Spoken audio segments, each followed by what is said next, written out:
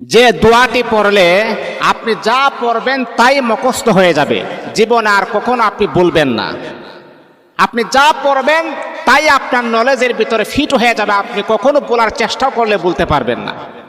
ইমামে আজম রহমাতুল্লাহি আলাইহি বলেন, আমি যখন প্রায় সময় ম্যাক্সিমাম সময় যখন এই দোয়াটা যখন আমি পড়ি, আল্লাহ পাক রব্বুল আলামিন দোয়ার বদলতে আমাকে এমন ব্রেন, এমন শক্তি আর এমন ফখর আমার আল্লাহ দান করেছেন, আমি যা পড়ি একবার আমি বলতে পারি না।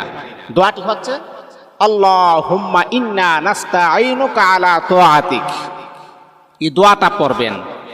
আপনার সন্তানের স্মরণ শক্তি খুবই দুর্বল, কম, তাহলে মা বোনদেরকে আমি দৃষ্টি আকর্ষণ করে বলি, বাবাদেরকে বলি, আপনার সন্তানকে দোয়াটা 7 বার পরে মাথার মাঝে আপনি ফু দেন, অথবা 1 গ্লাস পানির মাঝে ফু দিয়ে বলেন পানিটা খাবার জন্যে।